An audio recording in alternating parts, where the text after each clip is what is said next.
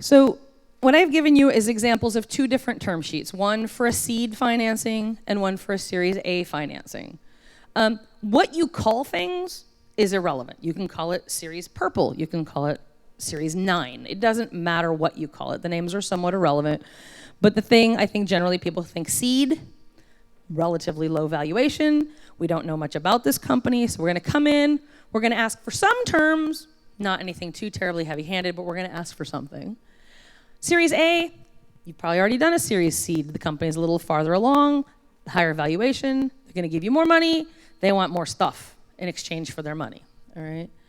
There are two websites here, SeriesSeed.com and then NVCA, the National Venture Capital Association. Both of those websites have form documents that many of us use now as a starting point for most of our deals.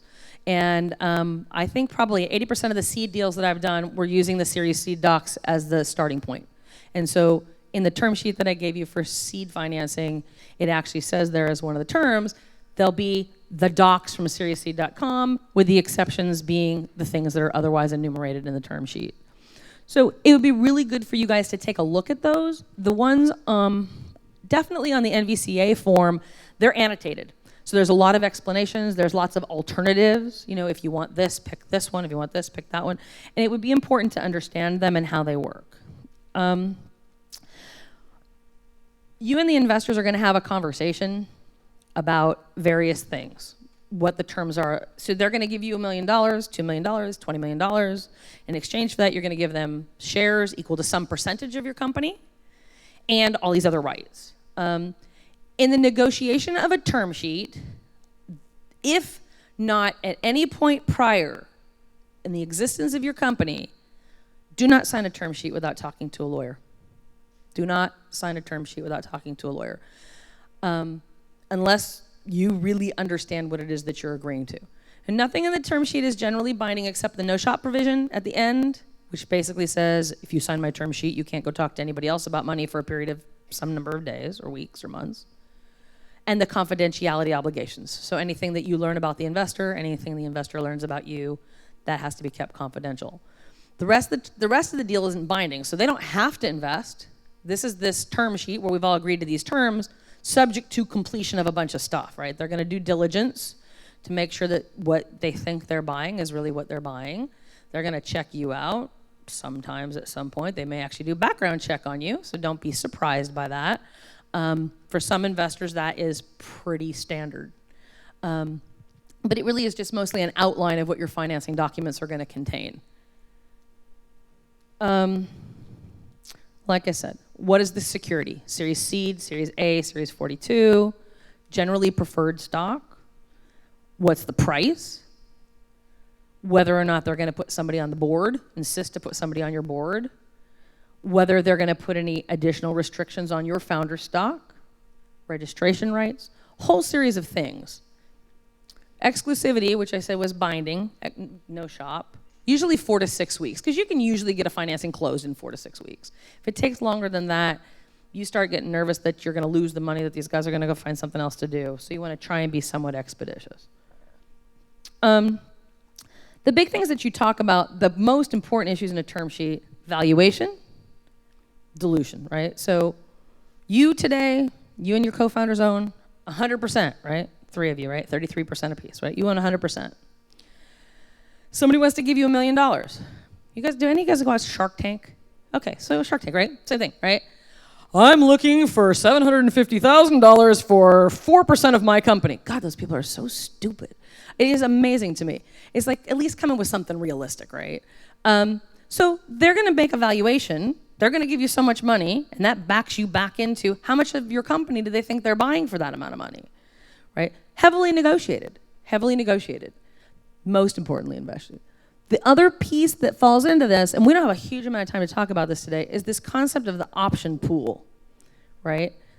So they say, okay, well, pre-money valuation of the company, $2 million. We're going to put in $1 million. We want 50%, or we want a third. So you $2 million pre, we're going to put in $1 million, $3 million post, they own a third, right? But they're also going to say, but we also want you to have a 20% option pool available to grant to future employees. Generally, they make you treat that as though it is outstanding, those option pool shares, before their money comes in, which means you as the founders take the dilution from those additional shares, but they don't, right? So it's a little complicated, and I don't have a lot of time to go through it today, but it's something that you should understand. The other things that are really, really importantly negotiated, we'll go through these in a little bit more detail. Liquidation preference, who gets their money back first if you sell the company? Board structure, how many people are going to be on the board and who are those people going to be? Protective provisions, the things that they get a vote on. They basically have a blocking right. They have to vote in favor of something for it to happen. Founder vesting, which we talked about before. And then anti-dilution protection. How are they going to try and protect their percentage in the company so that you can't do something to dilute them without their consent? So the option pool, like I talked about, I'll just show you here. We're running out of power, huh? Okay, so say we have a company. The pre-money valuation, you get a term sheet, pre-money valuation is $4.5 million. And they're going to make $1.5 million investment. And you currently have about 5% shares available to make grants to employees. All right? This is a little hard to see. But in the first, assume that they're not going to make you put any more shares in your option pool. 5% is enough, right? So the founders have 10 million. You've got 5% available in the option pool. Series A comes in, and at the end of the day, they get their 25%. The founders drop from 100 to 74%, fully diluted. And then you've got an option pool of like 3.8. So no increase to the option pool, right? So the founders go here from 100% or 95% fully diluted to 71% or 74% fully diluted, or vice versa. Now, if they come in instead and say, well, we want a 15% option pool post-money so that that's available, look what happens to the founder stock. Where the founders had 95% fully diluted, they now only have 60% post. But the VCs still have 25% because they're not suffering any of the dilution from that, right? So you will generally be unsuccessful in convincing them that you don't need to increase your option pool or that you should increase your option pool after the financing so you all experience the same dilution from those shares. So the thing that you want to try and do is limit the percentage that they think that you need to have after the financing. That requires some very careful explanation to them because they're going to say 15 to 20% standard. Everybody does 15 to 20%. You need to be really thoughtful about, after I take in this money and my financing closes, who do I need to hire? How many key hires do I need to make in the next 12 to 18 months? And how much equity do I think I'm going to have to give to those people? Because if your company, if you don't think you need to hire anybody that's kind of high-level executive that you think you need to give a substantial equity stake to, maybe you don't really need 15%. But the lower you can keep that post-money option pool number, the less dilution you as the founders are going to take into financing. Does that make sense? Okay. It's math, which is also not my favorite subject, but it does affect. You probably will not have any success in getting them to not increase your option pool unless it's already pretty reasonable. Okay, we just talked about that one. So all of these, most of the terms that you're going to negotiate end up in your certificate of incorporation. Some of them are going to end up in some other documents. But let's talk about liquidation preference because this one's important. So if you sell the company today, you and your co-founders own 100% of your stock, right? So if you own a third, and you sell the company for $9 million, you each get $3 million, right? Pretty simple. Once you take investment, all investors that are purchasing preferred stock, they require a liquidation preference. And the preference part means that before any money goes to the common holders, we get some amount of money first, right? At a Series seed stage, it's generally, they just want their money back. So 1 times whatever their investment is. So in my prior example, it's $1.5 million of investment, right? So if you sell the company for $7 million, well, say you sell the company for $4 million, they get the first $1.5 million, and then the remainder gets distributed among the common stockholders, right? If the valuation were $20 million, I mean, if the sale price was $20 million, they don't want their stupid $1.5 million back. They want more. So they would convert their stock to common, and then the preferred and the common would all share together, divide up that $20 million.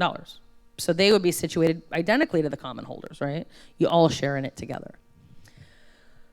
Some investors, usually not at the Series Seed, but as you become more mature, you do a Series A or Series B, that liquidation preference number goes up.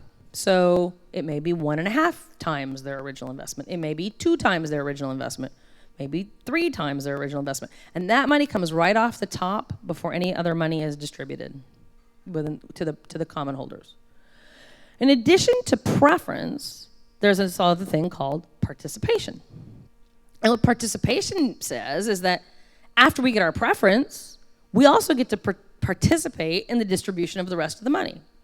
So if they have a 1x liquidation preference, and then they get to participate up to 2x more, that means that the first $1.5 million goes to them, and then any other remaining money gets distributed pro rata to the common and preferred together until the preferred holders reach a cap, 2 more X, so another $3 million.